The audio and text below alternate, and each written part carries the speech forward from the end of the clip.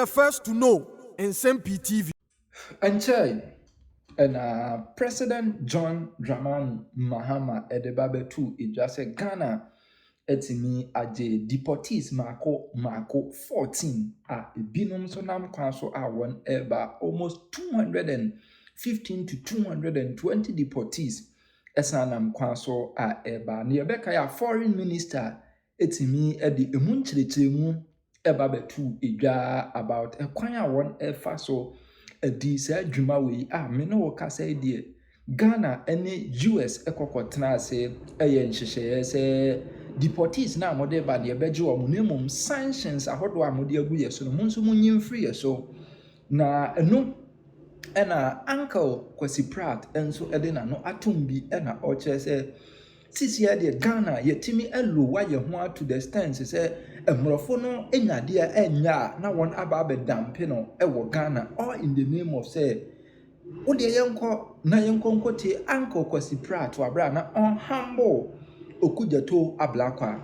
Any country anywhere in the world, and it doesn't matter whether what is being dumped are ex-occupants of the Guantanamo Bay prison, or deportees, or second-hand clothing. Ghana should not become anybody's dumping ground. And that's a principle we should uphold. You understand? We should conduct international relations in a manner which raises our dignity, upholds our dignity. First and foremost, our dignity as a people. You understand? When you begin to conduct international relations, in the same manner that things are prostituted, then there's a problem with foreign policy. You understand? So there should be a principled stand. Avoid dumping, and every nation that we deal with, every authority that we deal with in the world must understand that our dignity as a people cannot be sacrificed for any other thing. This is the basis upon which I think we should conduct foreign policy. This whole idea that, in diplomacy, you give something to get something and so on is annoying in the extreme. You see, it's very annoying in the extreme. Because it seems to suggest that everything is up for sale. Right. Including our dignity, including our fundamental rights and so on. I mean, that's not the kind of foreign policy that Nkrumah and others, conducted. The underlying principle is the protection of national sovereignty. The underlying principle is the protection of national dignity and so on. And it's for this reason that many of us were staunchly opposed to the dumping of ex-occupants of the Guantanamo Bay prison on Ghana. You remember that? Yes. You opposed that very vehemently. So we should have the same principle extending to all. Now, one argument was made, which was that these people who were being deported were West Africans, and that under the ECOWAS protocol, West Africans are free to come to Ghana for a 90-day period. You understand? So, the weakness in that argument is that West Africans who want to take advantage of the ECOWAS protocol and its 90-day, arrangement and so on, ought to do so on their own free will. On their own free will. If they are compelled, by force and so on, it becomes dumping. It becomes complete dumping and so on. So I think we have to look at that and also understand that very, very clearly. In any case, the West Africans who were brought here were not happy with the fact that they were coming here anyway, and that's why they went to court, through their lawyer and so on. Now, these deportations which are being carried out in the US and other places, talk to the Africans. They're very unhappy about it. even talk to African Americans and so on, they're very unhappy about it because some have claimed that there's a tinge of racism. And if that were the case, why would a government like the government of Ghana want to be implicated in this whole thing, which is so unsavory, which has led to some abuse of the fundamental rights of U.S. citizens? There's a case of the guy who is actually married to an American citizen, has children by an American woman and so on, who was actually not deported to his own country, but was deported to a third party. And congressmen and so on had to come in and try and get him back into the United States. And so it's messy, you understand? So our government should not be complicit in the violation of the rights of citizens anywhere. You know, the rights of asylum seekers and so on. We should not be complicit. It seems to me that we have not taken a clear principled stand on this matter. And I'm worried about the aesthetics. The aesthetics are not looking good at all. You know, the aesthetics are not looking good. Especially as in the final analysis, we've had to deport them. Okay? And I listened to the lawyer who took the case to court. And the lawyer argues that one of the... That's Oliver, isn't it? Yes. Back up for yes. One of the arguments that the Trump administration had used in order to, bypass the court processes in the U.S. and so on was that they would not be deported to anywhere where they face danger. Yeah. And yet Ghana accepted them and deported them. To what extent was that a violation of the pledges which the Trump administration had made? I don't know. Yeah. But there could be a violation in there, you understand? So please, let us conduct foreign policy with dignity. Let's conduct foreign policy with dignity. Let us uphold our dignity. Don't let us look like doormats for other governments and so on. We cannot be doormats for anybody. This is Kwame Nkrumah's Ghana. This is where in 1958 we had the All African People's Conference. This was the center of the struggle for liberation in Africa. You understand? This became home of Dot Padmore. This became a center which attracted Muhammad Ali and Malcolm X and so on. Don't let us destroy that value. That's an important value we have to hang on to. Because it's about our dignity as African people. I mean, the whole morning we spent considerable amount of time discussing reparations and so on and so on. Our president is the AU champion for reparation. We should not be conducting ourselves in ways which undermines national sovereignty. We should not be conducting ourselves in ways which would create the impression that our citizenship is inferior to others and so on. That's all I have to say. But Uncle C, I've just two quick questions. I mean, we have a foreign policy that says we're friends to all, enemies to none. That's our foreign policy. We're friends to all, enemies to none. I think that's a total misinterpretation of our foreign policy. Okay. Read that foreign policy doctrine. But that's what the foreign minister is saying. We are implacably opposed to racism. True. Our foreign policy is implacably opposed to racism. Yes. Our foreign policy is opposed to colonial occupation. Right.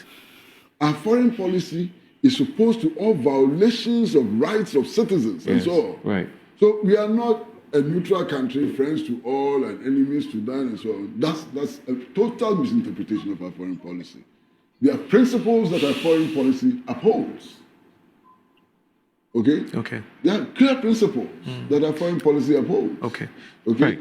And that is why, for example, President John Dramani Mahama only recently donated, 40 tons of cocoa products to Palestine. Yes. That's not based on friends with all and enemies to none and so on. It's based on a concrete policy of being opposed to colonial occupation and racism, right. Being opposed to genocide and so on. That is why the president gave that brilliant address in the United Nations. Yes, I haven't even picked your thoughts on that. Yeah, I mean, brilliant address in the United Nations. You understand? If our foreign policy meant taking no stand and so on, Why was the president taking such a bold stand in the UN and so on? So we should drop that whole idea of friends to all and enemies to none and so on. It's not true. We are enemies to racism. Okay. So the foreign minister builds a point and says, look, Ghana is the Mecca of Africa. We have been championing Pan-Africanism for God knows how long, starting from the likes of Nkrumah and so on and so forth. And these are our brothers. They are Africans. They have been deported from where they are because they are either overstayed, they are welcome and so on and so forth. So if they are distressed and they need some kind of support, and we have the capacity and the capability to support them, why reject them? In any case, they are not going to stay here forever. They are only using Ghana as a transit point. What do you make of that argument? The problem with that argument is that it would then appear that it is these West African citizens who are asking to come to Ghana. Okay. But that is not the case. True. Yeah. They are fighting with a foreign power and saying that the foreign power is mistreating them, maltreating them. Yeah. They want their rights to be respected. The foreign power says, no, dumping you in Ghana. And Ghana says, please come and dump them here. That's a different situation. You understand? In any case, why? There are aircrafts flying between all the American states and Lagos and Abuja and so on. So why are Nigerians not being taken to Nigeria? We asked that question too. It's an important question. I mean, it's not like the only aircrafts which fly out of the United States fly into Ghana. Yeah. They fly to Togo. They fly to Nigeria. They fly to Liberia. They fly to Senegal. They fly to all those places. So why this arrangement for Ghana? I don't understand it. Maybe you do. No, but it turns out that we agreed to accept or to accommodate these West African nationals because we needed America to reverse this ban on a 5-year visa matter. So, but I've addressed that. I mean, that would sound more like prostitution. Oh. Yeah. But there are many Ghanaians who were not happy with this ban on this 5-year visa thing. So what? So what? But the government is there to set the so do anything. Do anything, even if it undermines your dignity. But what do you have against the reversal of the ban? I don't have anything against the reversal of the ban. Yes. What I have something against is prostituting foreign policy. Okay. They are two different things. Look, why? If the United States grants Ghanaians 20 years visa and so on, what do I care? You understand?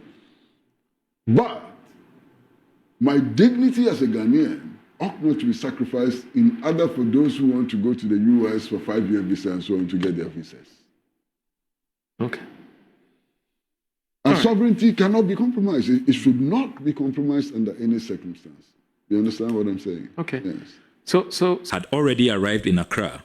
Among them were nationals of Nigeria and the Gambia, who have been assisted to return to their respective countries. The government of Ghana took the principled and humanitarian decision to accept the limited number of West African nationals deported from the United States under exceptional circumstances, in line with Ghana's long-standing Pan-African ideals and unwavering commitment to regional solidarity. Many of these individuals were being held in detention, which was both psychologically and physically distressing. They were also faced with the risk of being deported to countries that are not safe and do not have the stability and human rights credentials Ghana is famed for. You need to note that President Trump has secured a positive verdict from the US Supreme Court that he could go ahead and remove these nationals and dump them anywhere. As a nation that upholds the dignity and rights of all people, particularly those of African descent, Ghana's action was guided solely by our moral responsibility, our legal obligations under the 1992 Constitution and ECOWAS protocols, our distinguished Pan-African track record, and historic and legendary leadership in championing the rights of all Africans. Let me emphasize that under this understanding with the United States, Ghana must first independently vet the background of those the U.S. intends to deport to first satisfy ourselves that they do not pose any threat to the security of our country and that they cannot harm our citizens. We have put in place strict safeguards to ensure that convicted, hardened criminals cannot be brought into our country under this understanding. The Mahama administration will never compromise the safety and well-being of Ghanaians. This understanding with the U.S. has been thoroughly discussed by Cabinet and has also received the Attorney General's advice. By established convention, MOUs are not sent to Parliament for ratification. I have inherited hundreds of MOUs from the previous administration, which were not sent to Parliament for ratification. It is important to stress and to state unequivocally that Ghana has not received and does not seek any financial compensation or material benefit in relation to this understanding. Our decision is grounded purely on humanitarian principle and Pan-African solidarity. Are these restrictions lifted because of these deportees from the United States that we received in this country? So I have told you that we initiated talks. We said that, look, we are a responsible government. Mm-hmm. We will not allow our people to suffer. Yes, you have told us that it's because of visa oversight. You've showed us the data. We will not live it. We want to negotiate with you. Mm-hmm. So we want you to engage us. And then they said I could come over to the State Department, right, which I did. Now, in the course of the negotiations, the Americans said, okay, you want something from us.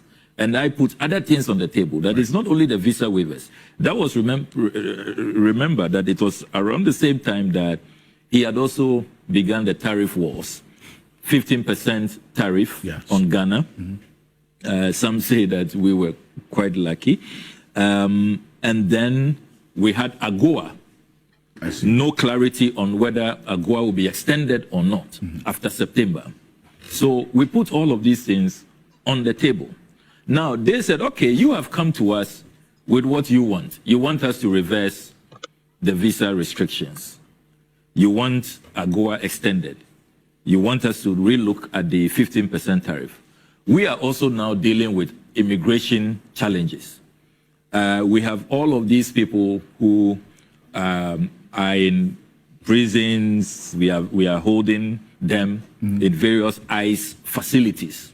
Right. So we want you to help us to deal with this issue. Okay. So I immediately consulted with President Mahama. Then there were cabinet discussions on the matter. Mm-hmm. Then Ghana said that, look, we are not going to accept Venezuelans, Mexicans, and all of this wholesale deportation all over the place. Within our ECOWAS protocols, our sub-regional legal regime, West Africans can travel without visas to West African countries. So we are going to make the case that, look, if you have some West Africans, in any case, we are not happy that our fellow compatriots are in this distress. They are being held up, they are in cages, they are being dumped elsewhere, places that they are not accustomed to, they don't have relatives, they can't integrate. So we will accept only West Africans under the principle of Pan-Africanism and regional solidarity. So that is how we amended, the U.S. request. Because you notice that other countries are accepting people from just anywhere. Yeah. We said that no, in the spirit of Pan-Africanism, we will accept West Africa.